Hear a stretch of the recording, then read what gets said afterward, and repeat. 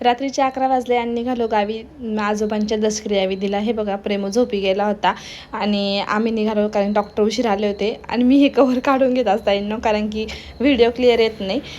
मग 1 वाजता बहुतेक आम्ही आलो होतो सुप्यामध्ये. सुप्यामध्ये रात्रीचं पण इतके भारी सगळ्या बेकरीच्या वगैरे शॉप आहे ना, त्यामुळे सगळे चालू असतात बरं का, रात्रभर चालू असतात. रात्री पण आम्ही बराच उशीर झाला, 1 वाजून गेला होता. हे बघा तरी पण सगळे शॉप चालू होते. असं वाटायचं की म्हणजे त्यांना असं दिवस रात्र काहींचं कसं असताना ज्यांचं धंदा असतो त्यांना ते चालू ठेवावंच लागतं. आणि 3 वाजेपर्यंत आम्ही देवगडमध्ये पोचलो होतो आणि इथं मागे प्रेम झोपलेला. वंशू तर जागीच होता. आम्ही थांबलेलो होतो एका ठिकाणी थोडंसं, कारण की जरा बराच वेळ आम्ही गाडीमध्ये बसून ना थोडं बोर झालं होतं.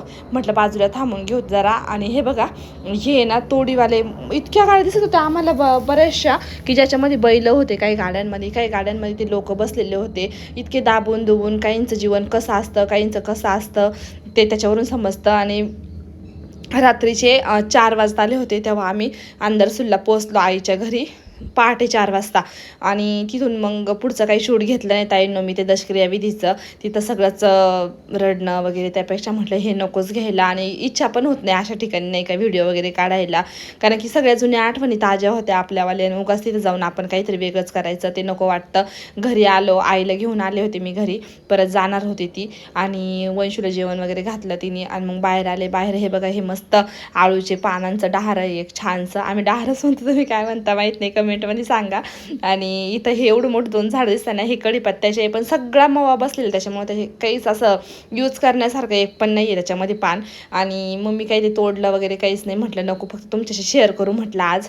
आणि इथं हे बघा लिंबूचे त्याचे बरेचसे झाडं आहे फळांचे, त्याचे तर सगळेच आहे बऱ्यापैकी, नारळ वगैरे. आणि हे ना आम्ही आता इथं राहतो ना याच्यापेक्षा आधीच झाडं लावले खूप दिवसपूर्वी, जेव्हा आम्ही शेती घेतली तेव्हाच हे झाडं लावले, त्यामुळे ते आता बरेच मोठे झाले. आणि इकडं त्यांच्या बंगल्याचं पण काम होतं आहे, आता जरा होतं चाललं आहे, थोडं राहिलेलं आहे, त्यामुळे मी काही ते शेअर करत नाही पूर्ण.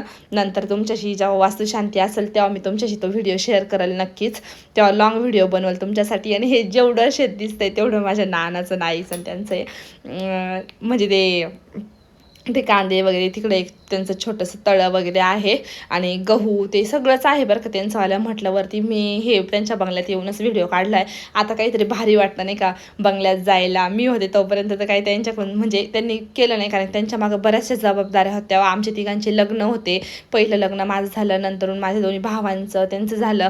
आणि शेत असलं म्हणजे काही पण आपल्याला भेटतं बरं का. ती पालक कुठं पण बी पडतं आणि तिथं ते उतरतं, तसं शहरात काय आपल्याला भेटत नाही. चला तर भेटूया नेक्स्ट शॉर्ट्समध्ये, तोपर्यंत बाय.